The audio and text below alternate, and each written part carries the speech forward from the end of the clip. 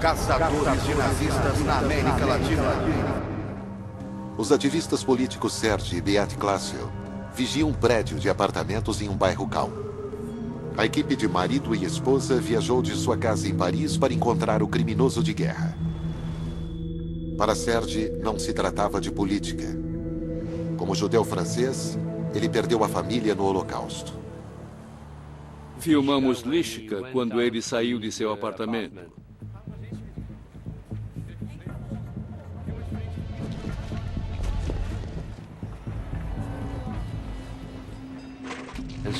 Tínhamos então um ótimo material de um criminoso nazista correndo pelas ruas de Colônia.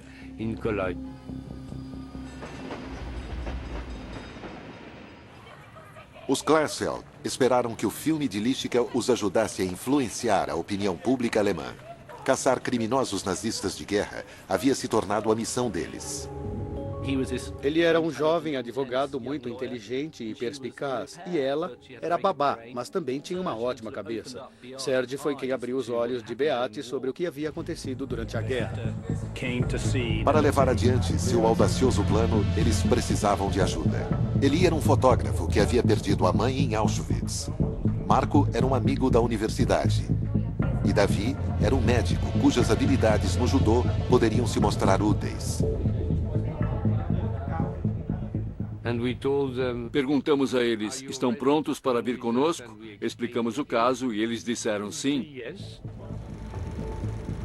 Beat passou aos recrutas a rotina diária de Lishka, depois de ter passado dias em Colônia espionando. Ele saía de manhã para o trabalho, voltava ao meio-dia para almoçar em casa e depois voltava para o escritório. Sabíamos que se tivéssemos sucesso, nós o levaríamos para o Ministério da Polícia em Paris. Mas, se não conseguíssemos, seria um caso que mobilizaria a opinião pública na Alemanha.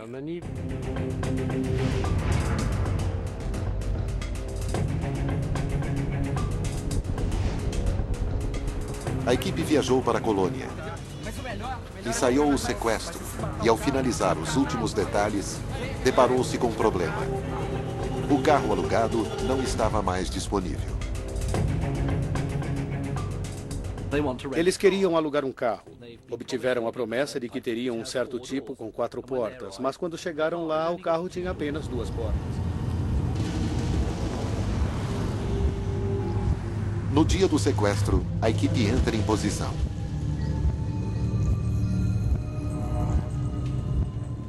Como sabem, eu fui voluntário no exército israelense em 1967, por isso não temia entrar em ação. O plano era assim. Depois de terem colocado Lishka no porta-malas, dirigiriam para a periferia de Colônia e o transfeririam para outro carro alugado para que não fossem reconhecidos ou identificados no caminho para a França.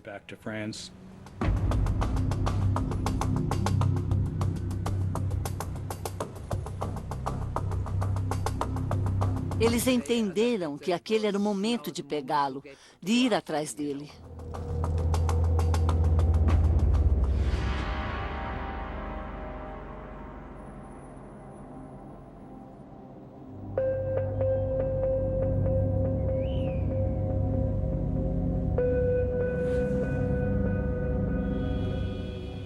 Eles tinham o plano. O que não tinham era o pessoal que pudesse realizá-lo. Alguém que realmente conseguisse atingir Lishka na cabeça com força. No momento crucial, Eli perde a coragem e fica paralisado.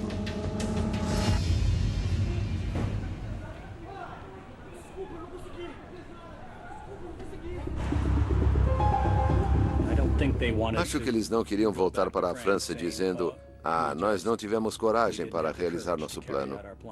Então, depois de falharem uma vez, tiveram a coragem aumentada. Em um café ali perto, Serge reúne suas tropas. Ele os lembra do motivo de estarem ali. Kurt Lishka e centenas de nazistas como ele deviam enfrentar a justiça. A situação era a mesma para todos os criminosos nazistas que atuaram na França. E queríamos mudar aquela situação.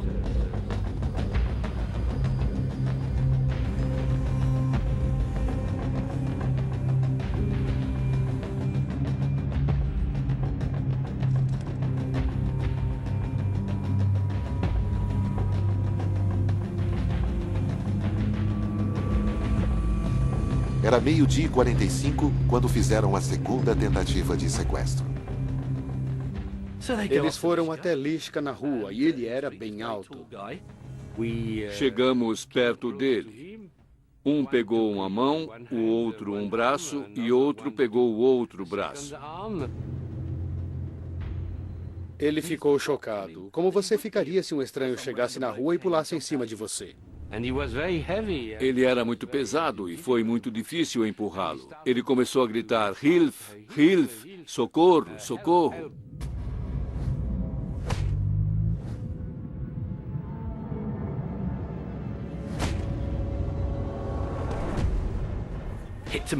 Ele foi atingido de novo e caiu no chão, ainda consciente, mas confuso e chocado.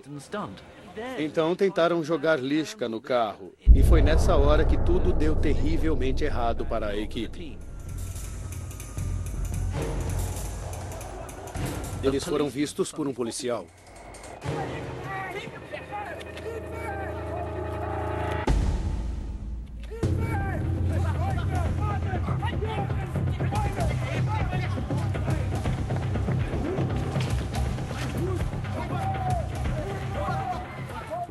Corremos todos para o carro para fugir do policial.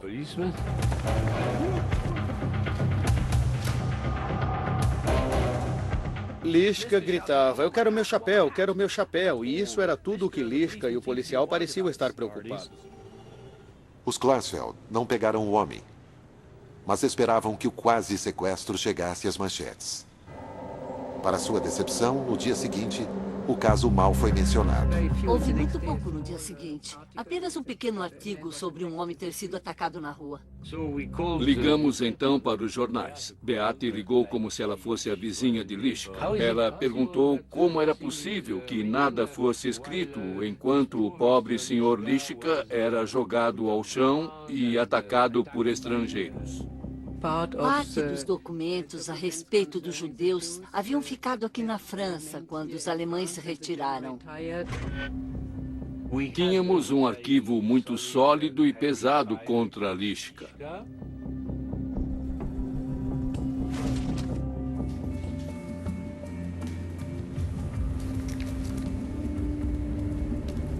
Mas para os Klarsfeld, quanto mais eles lutam para levar nazistas à justiça, mais perigos enfrentam daqueles que querem impedi-los.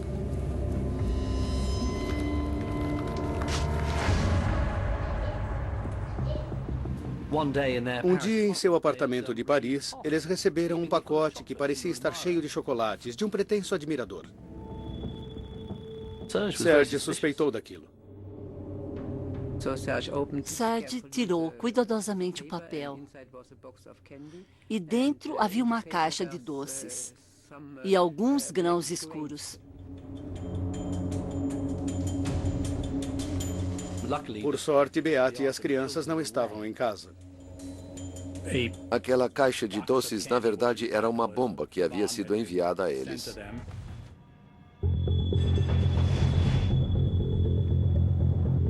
Maio de 1973. Beate eleva as apostas de novo. Grávida de 6 meses e com o apoio dos sobreviventes de Auschwitz, ela vai ao escritório de Lishka para fazer um protesto. Ela nunca teve medo, nunca teve nenhum medo.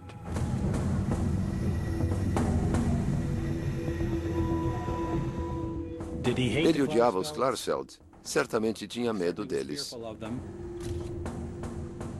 Ele não teria feito aquilo se não tivesse medo de ser punido. Serge não podia esperar mais. Decidiu fazer justiça com as próprias mãos. Serge viajou sozinho, com uma arma, para a Colônia.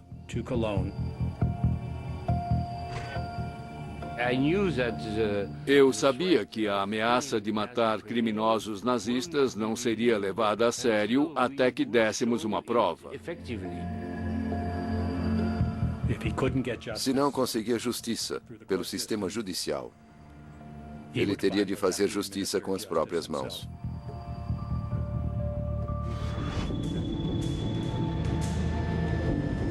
Lishka achou que ia morrer.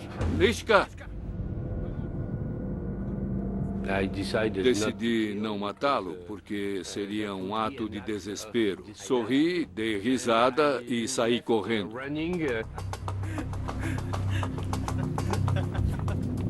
Julho de 1978. 3 anos depois da lei Klarsfeld ter passado, a polícia alemã prende Kurt Lischka pela deportação de mais de 73 mil judeus franceses. O julgamento agitou vários ninhos de atividades neonazistas contra os Klarsfeld.